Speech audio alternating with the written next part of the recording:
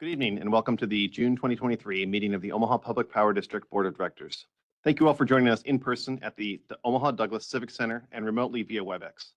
I hope you and your loved ones are staying safe and healthy. With me in person tonight are my fellow board members, Amanda Bogner, Mike Kavanaugh, Matt Core, Sarah Howard, Janice Molhoff, Craig Moody, and Mary Spurgeon. We also have President and CEO Javier Fernandez, our General Counsel Steve Bruckner with the Fraser Stryker Law Firm, and members of our board meeting support staff.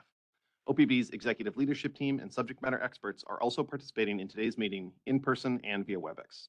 Additionally, we currently have 10 members of the public at the Civic Center and 17 attendees on WebEx consisting of OPBD employees and members of the public. As a reminder to board members, executive leadership team, and OPBD staff, please mute your microphones to reduce background noise. To members of the public, thank you for attending. You are in listen-only mode. If you have any technology questions, please use the chat feature in WebEx to communicate with the event host. If you are disconnected from the WebEx conference, we ask that you rejoin in the same manner as when you originally joined.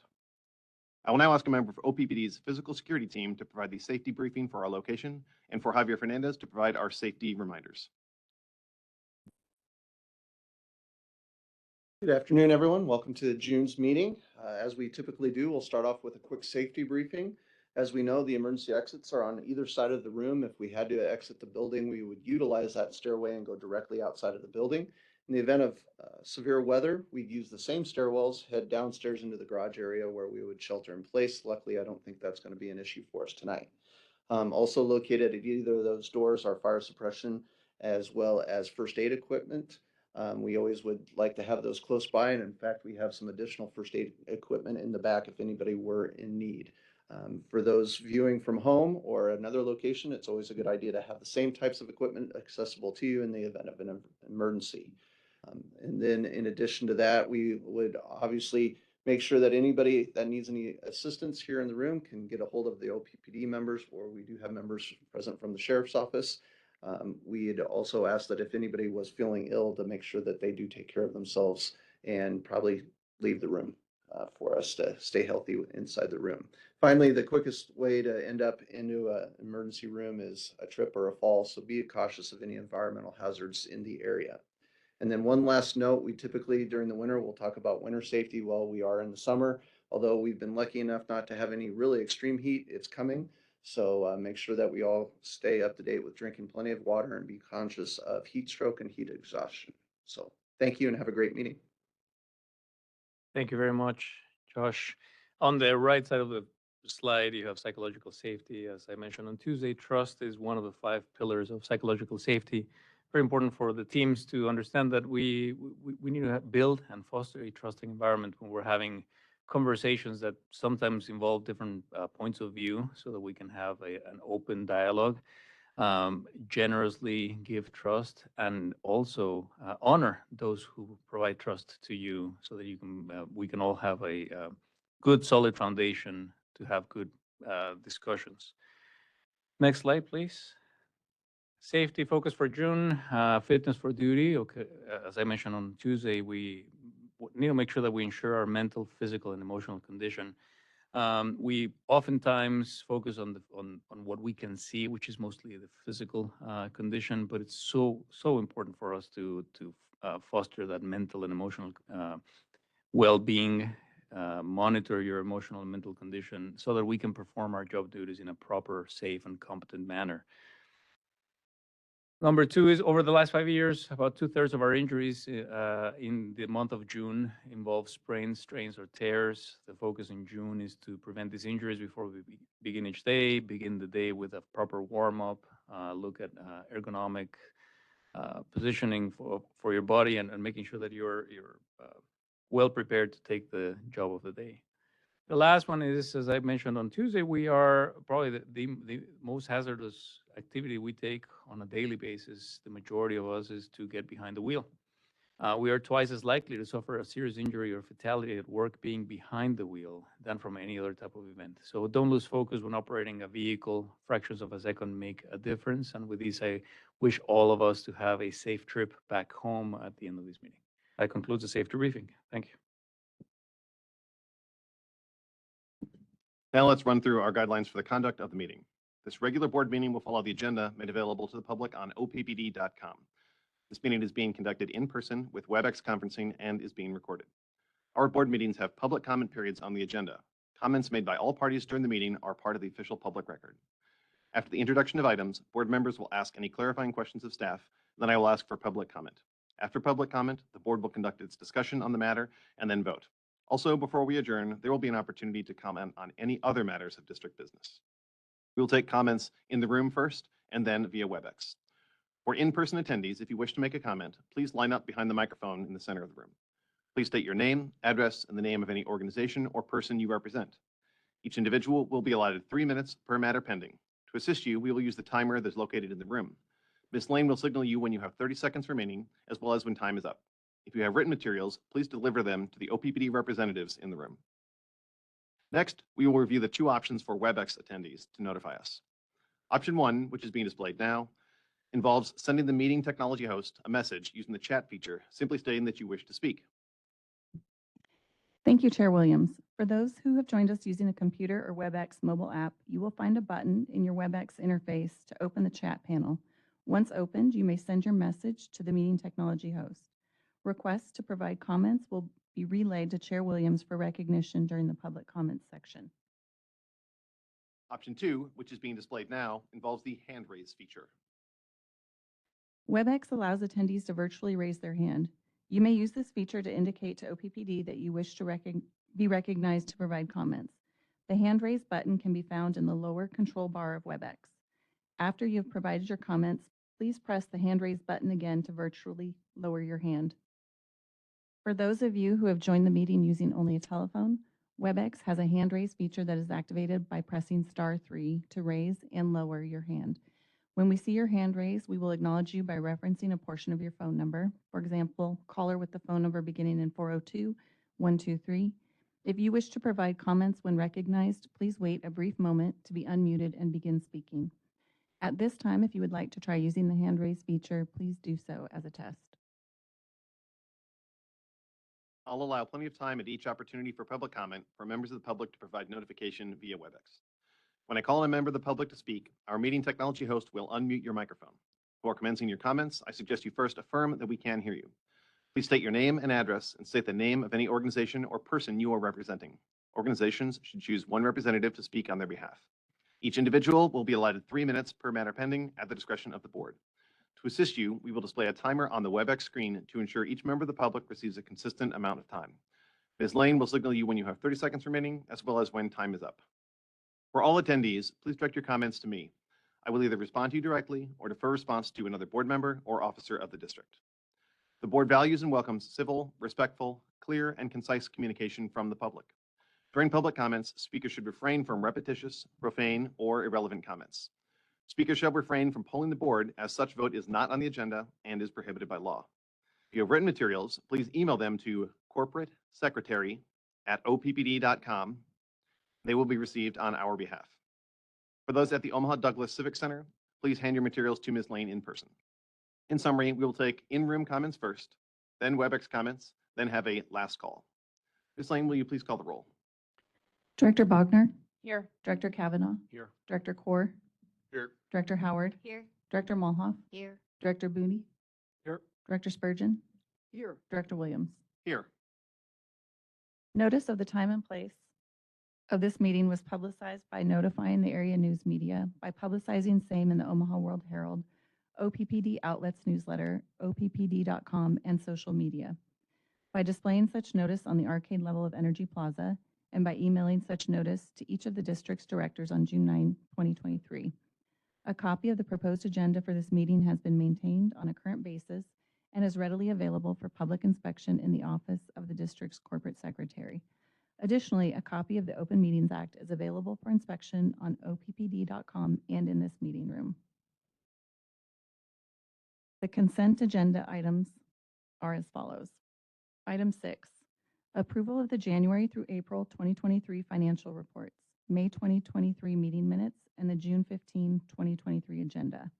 Item 7, SD 15 Enterprise Risk Management Monitoring Report, Resolution number 6573.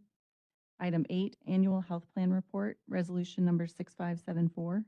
Item 9, SD2, Rates Monitoring Report, Resolution Number 6575. Item 10, External Audit Services Vendor Recommendation, Resolution Number 6576. Item 11, Sale of Property near 43rd and Center Street, Resolution Number 6577. Item 12, 161 kV Substation Electrical Equipment Installation, Resolution Number 6578. Item 13, Jones Street Station and Sarpy County Station Generator Protective Relay Upgrade Materials Contract Award, Resolution Number 6579. Number 14, Sarpy County Station Unit 1, Repair Parts and Services, Engineer Certification, Resolution Number 6580. There are no corrections, changes, or additions to the consent agenda items. I need a motion and a second to approve all of these items. So moved. Second. We discussed these action items at the all committees meeting on Tuesday, June 13th. Do any members of the public in the room have comments on these consent agenda items? If you'd like to make a comment on the consent agenda, please come to the podium. I do not see anyone wishing to make a comment. Do any members of the public on WebEx have a comment about the consent agenda items? Please send a chat to the meeting host or use the hand raise feature in WebEx. Telephone users can press *3 to raise their hand. We do have a comment on WebEx for the consent agenda. Okay. John Pollock.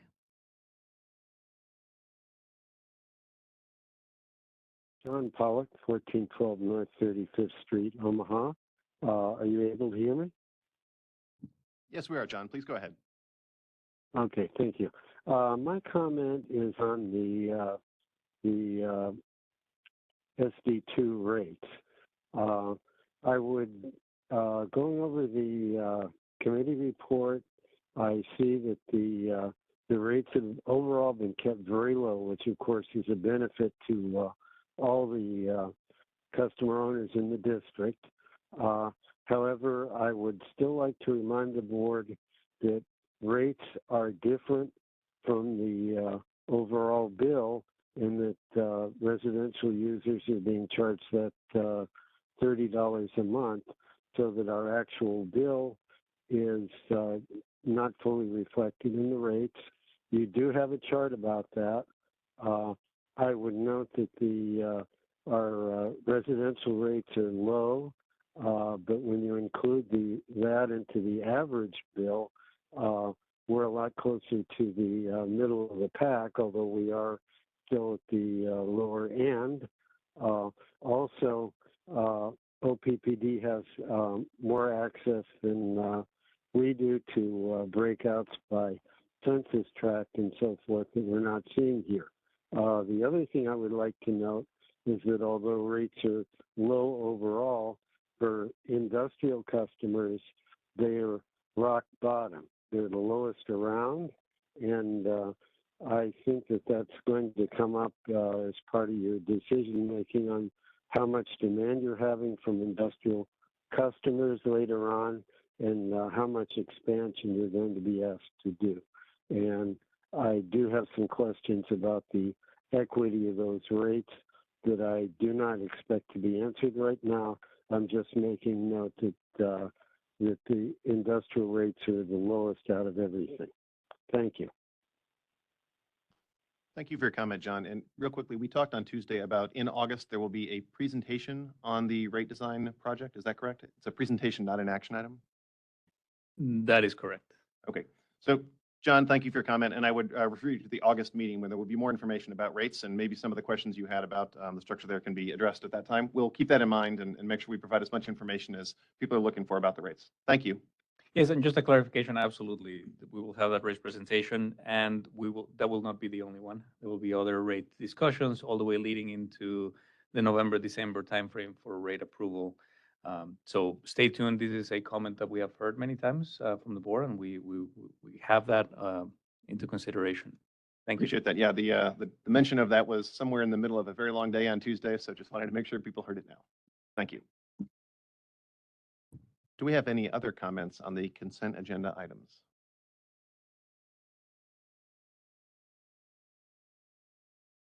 Okay.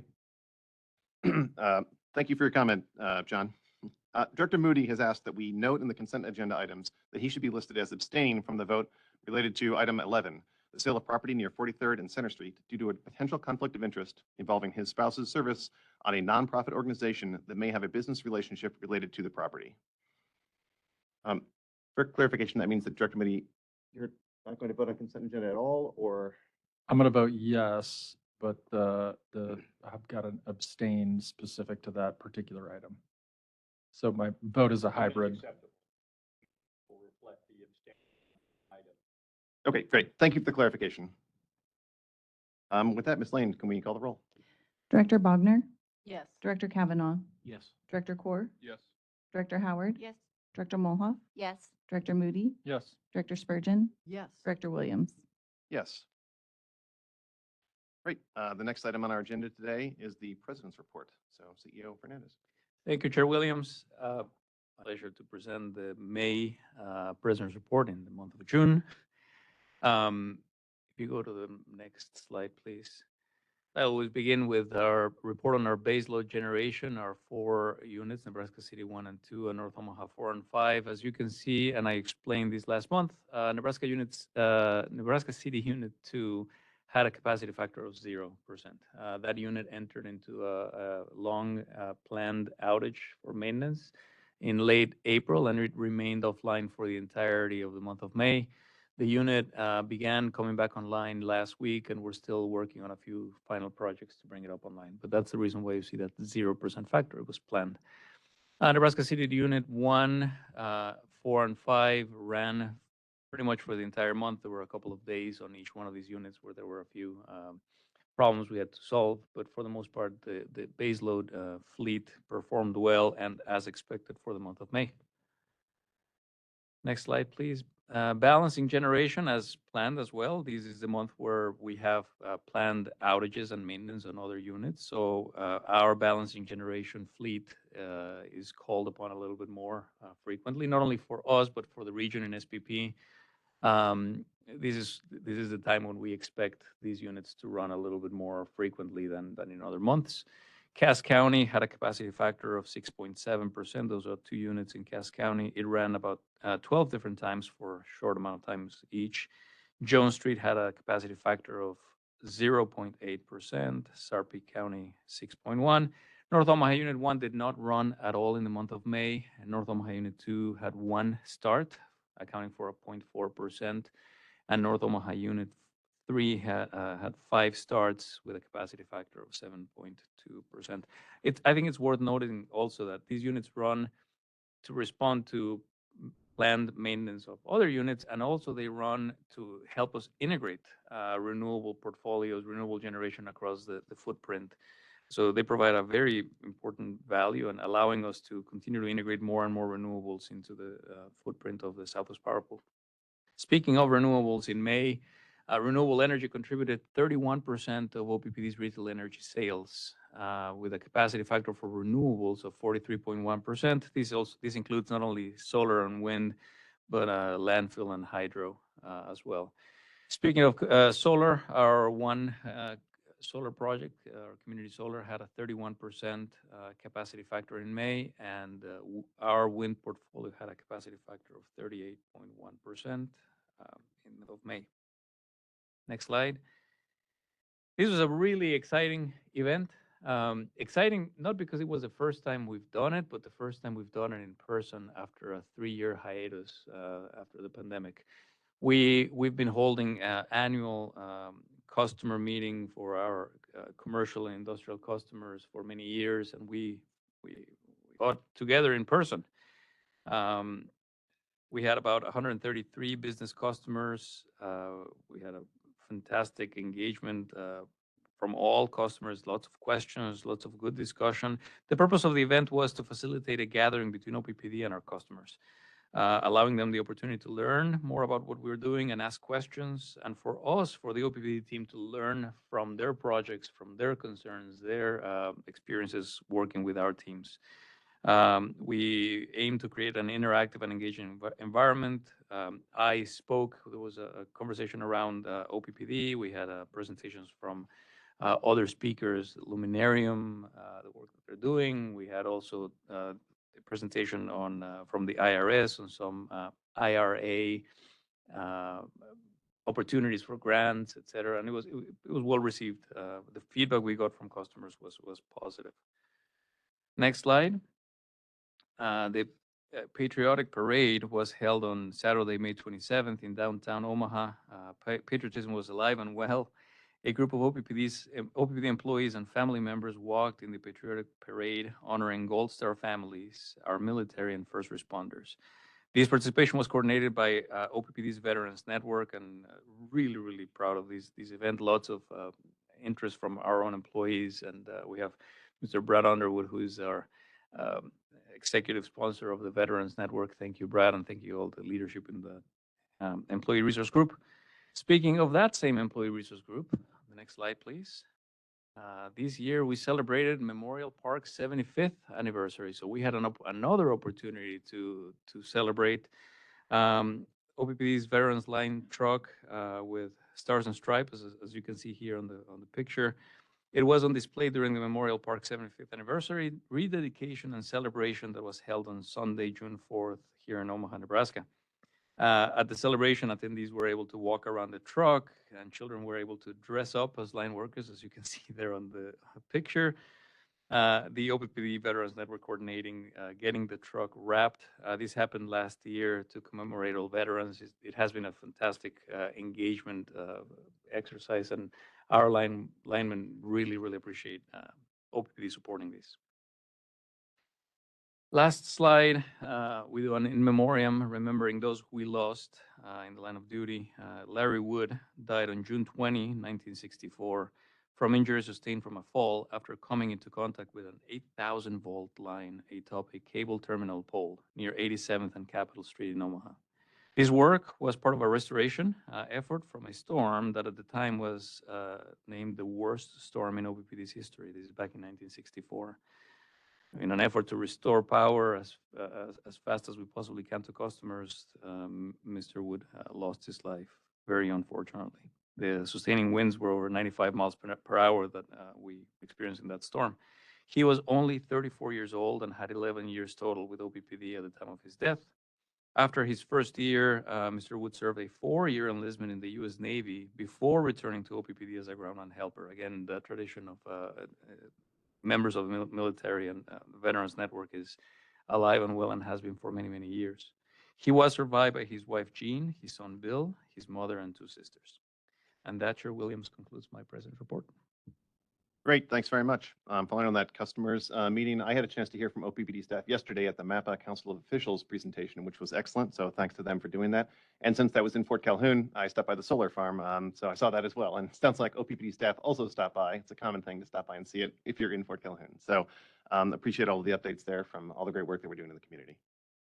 The last item on the agenda today is public comment on other items of district business. Do any members of the public in the room have comment on other items of district business? If you would like to make a comment, please come to the podium and state your name, address, and any organization you represent.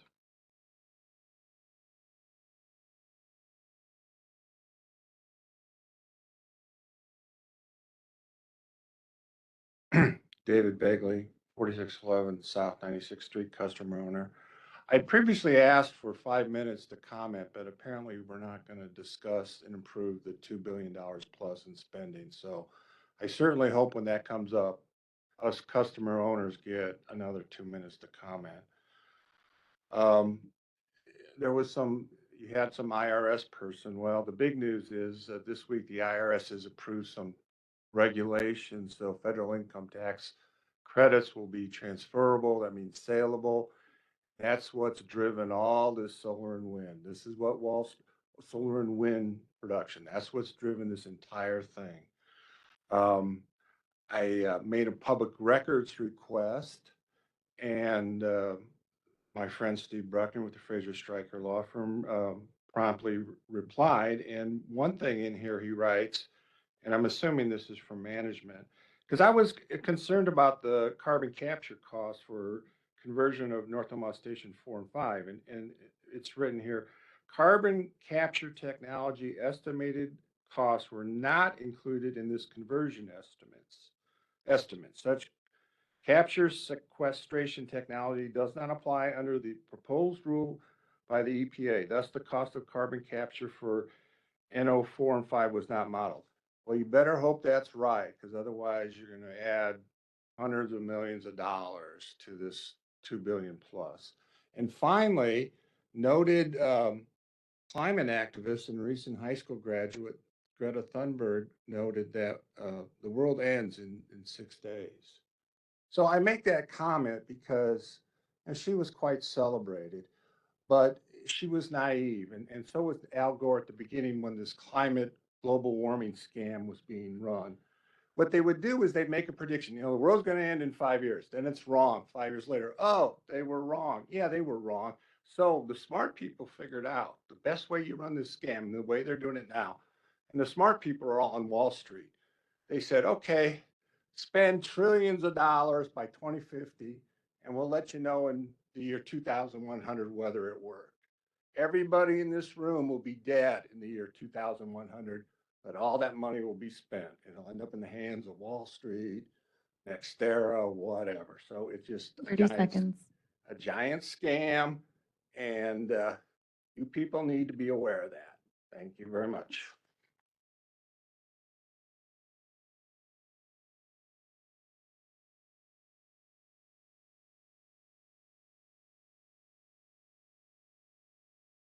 Both of these, that's right. Laverne Train, 114th and West Maple Road.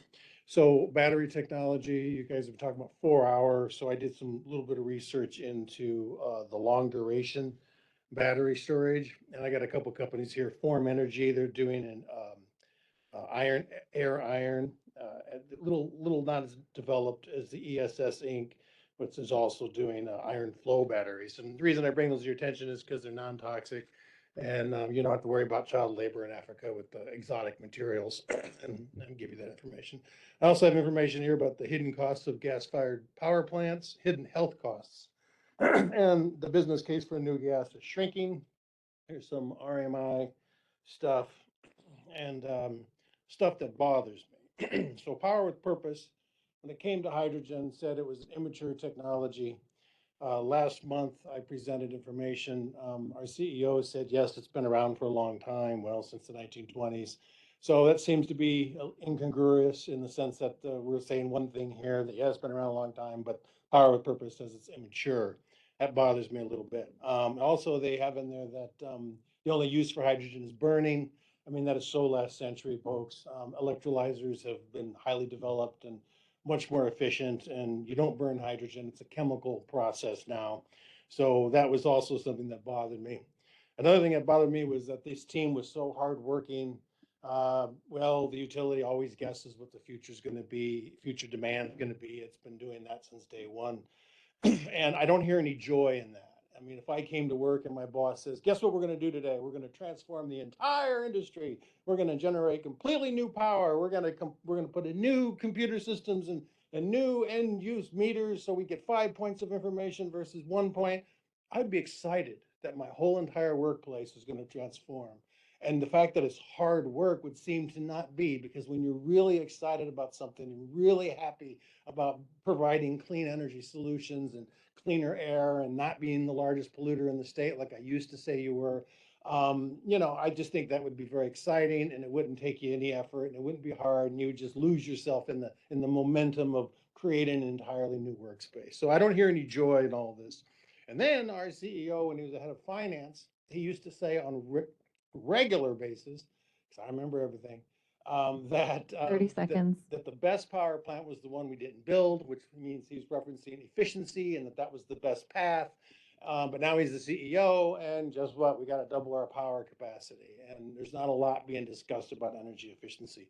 So I don't know what the difference is between being the head of the finance department and now being the CEO. And what changed there, but I still think efficiency could do a lot more work than you guys say it can. And I want to thank Mr. Williams for his wonderful presentation last week. He educated an entire room full of people. We all learned something. And that's time. It was a really great thing. I really thank you, Mr. Williams, for that. It was just awesome. Just wanted to say that. Great. Thank you for your comments and for attending the presentation. Are there any other comments in the room? Do we have any comments online? David Corbin,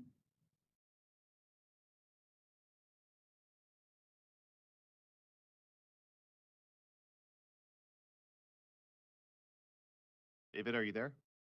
Yes, can you hear me? Yes, we can. Please go ahead. Okay, David Corbin, 1002 North 49th Street, representing the Nebraska Chapter Sierra Club. First of all, I want to thank you for laying over the near-term generation and to take a look at things like energy efficiency, I hope. And I noticed that in the committee meetings, you talked about the fact that it was not good that the weatherization bill didn't pass, but the Inflation Reduction Act has far more money there. And I understand that you have a grant writer, and I'm hoping that that's part of what you're going to be talking about before you vote on a resolution, as indicated just earlier, previous speaker. Energy efficiency, demand side management, opportunities for clean energy for any new developments is essential. It's interesting that Nebraska per capita is in the top 10 usage for residential, transportation, commercial, industrial, and it's important that we not be in that top 10. Sometimes we're as high as 6 with residential. So to work with the Omaha Land Bank, MAPA, HUD, our largest landlord, the climate pollution reduction plans, all of those things need to be there, whether it's in the resolution or whether you relook at strategic directives. It's important that those be part of it. When things are announced in the news media about something new, I've yet to hear anybody talk about codes, building codes, or energy efficiency for new things. You can be the leader in that. I hope you will be the leader in that. I hope you access all the money that you are eligible for through the EPA and through the IRA and other federal dollars. Thank you. Thank you. Are there other comments online? Kenneth Winston,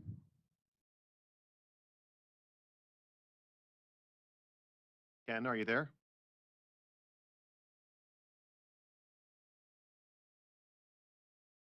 Hello, this is Ken Winston. Can you hear me? Yes, we can. Go ahead. Thank you. Thank you.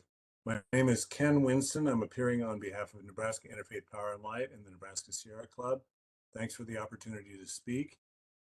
To echo what David Corbin said, we also appreciate the fact that the board decided to postpone the decision on the generation resolution.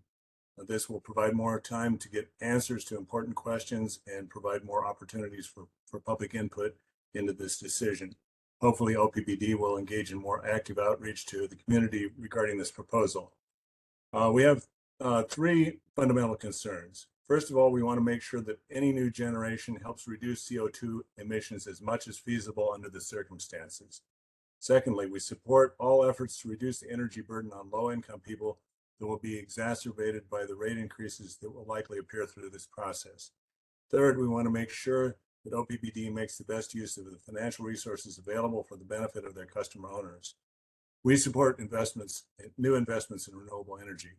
Wind and solar are currently the lowest cost generation resources available. They're both zero emission resources and provide good value for OPPD's customer owners. However, we are concerned about new investments in gas generation. While we understand the need to build some new gas generation in order to meet reliability requirements of SPP, we want assurances that they will be operated only when renewable resources are not available and do not become an excuse for continuing to burn fossil fuels. We're very concerned about the impact of the proposed rate increase on low-income people. OPPD has done a study on energy burden, which we appreciate. However, the program done in response to that study has only reached a fraction of the people suffering from that burden. We believe that a major effort to help low-income people reduce their energy usage through better insulation, upgrading heating and cooling systems is warranted. Finally, there are many resources available to help OPBD reduce its carbon emissions and help people make their homes more energy efficient. Specifically, the Inflation Reduction Act provides many resources that can be used to reduce the cost of investment in renewable energy. And specifically, there are significant investments for investing in low-income communities and energy communities, such as areas where coal-fired power plants are being retired. We believe this provides major opportunities for investments in the North Omaha community, which meets both of these requirements. 30 The IRA seconds. provides a 30% direct pay incentive for solar investment and 10% incentives for both low-income and energy communities. This means that up to 50% of the cost of investment in a solar facility in North Omaha could be paid for by the IRA. There are also a number of incentives for energy efficiency in the IRA. Energy efficiency efforts can help make people And that's time. make their homes. Can I just finish my sentence, please? Please go ahead. Thank you. Energy efficiency efforts can help people make their homes safer and more comfortable, create jobs and economic opportunities in the community, and reduce greenhouse gas emissions. This would be a win for everyone concerned. We would be glad to work with your board and staff in support of these efforts. Thank you. Thank you. We appreciate your comments. Are there other comments online? John Pollock.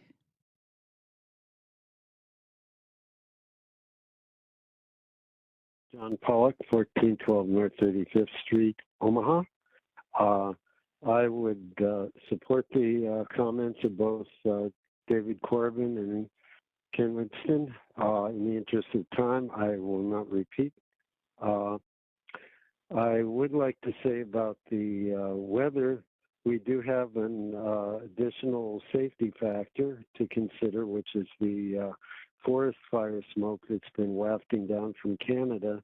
For the most part, the densest smoke has been staying well aloft, but it does have a tendency to mix down immediately behind a cold front.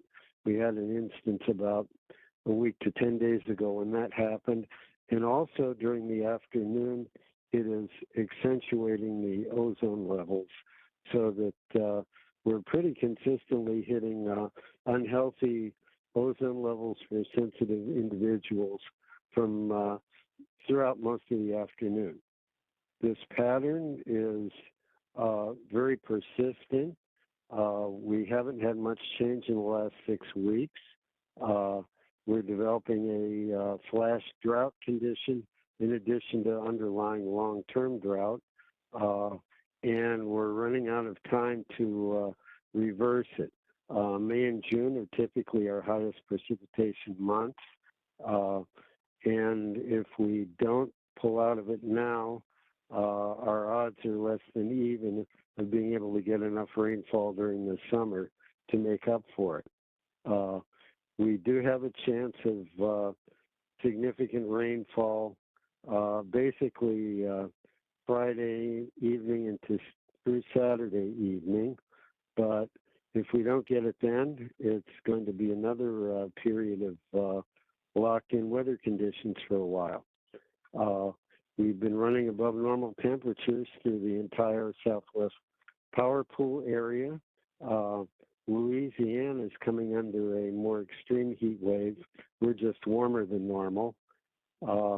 We do run the danger as we get into the further into the summer season. Drought and heat waves tend to be mutually reinforcing. So we do have an above average likelihood of a severe heat wave this summer unless we can get more rain here in the next few weeks. 30 seconds. That'll be crucial. Thank you. One more thing about a hot, dry pattern is that when we do get rain, we're more susceptible to strong wind events than usual, although somewhat less susceptible to hail and tornadoes. Thank you. Thank you. Are there other comments online? Great. Anyone we missed in the room? Okay, for anybody who can't see or might not be able to hear us on the web, directors are listening intently to the comments, and we are taking notes, as are our staff. And I wanted to give our CEO a chance to respond to some of the comments kind of broadly, because I think a number of the items that were addressed will be coming up in discussions between the board and the management over the next couple of weeks, and then again in August at a number of different things that we have planned on the agenda. So Javier, do you have a response? Certainly, and I'll be brief here because we will have more opportunity to discuss these and with staff. First, on carbon capture for North Omaha Station, let me be very, very clear. The plan is to cease coal operations at North Omaha in 2026, so that in 2027 we have a directive from the board to significantly reduce CO2 emissions in that site. We are not looking at carbon capture, we're looking at ceasing coal operations in North Omaha. I think it's an important point to clarify and a commitment that our board made to the community.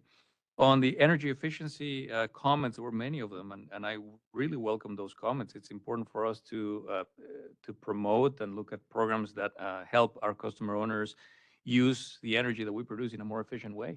There were some comments made on Tuesday's meeting about the need for us to meet load and generate more, but also at the same time, we need to be laser focused on programs that help our customer owners be more efficient with the use of their energy. So it is definitely a focus of OPPD. You didn't see that necessarily very broadly discussed in the proposal because of the magnitude of thousands of megawatts of load that needs to be generated and energy and the energy efficiency that could be achieved in the short term. But that does not mean that energy efficiency is not important. It's incredibly important, and we will continue to look forward to more ways, more programs for us to achieve more efficiency. And this is something that is clear from the board. They've made that point clear to me, and we will continue our path. The last point I want to make is on hydrogen. We had a robust discussion on Tuesday about why hydrogen was considered in the portfolio, but ultimately not selected in the portfolio. I invite the public to look at the recording. There's a lot more information there. I remain very interested and hopeful for that technology. The volumes of hydrogen that need to be produced, transported, stored, are such that are not necessarily something that we can count on immediately, but it is something that we are certainly taking into consideration, even with the current engines that of the two power stations that we're building, making sure that investments we're making and decisions we are taking allow us to, in the future, have some blend of fuels between natural gas and hydrogen eventually when the technology is there for us to use hydrogen. So it's important. We are not closing the doors on hydrogen, not ready yet for us to consider as a main source of energy. Those are the three clarification points that I wanted to make. Thank you, Chair Williams. Appreciate that. And again, there'll be lots more discussion in the coming weeks and months and in August and from there forward. So everyone who has questions, look forward to future board meeting discussions. That was the last agenda item for today. And so with that, we are adjourned at 5:43. Thank you.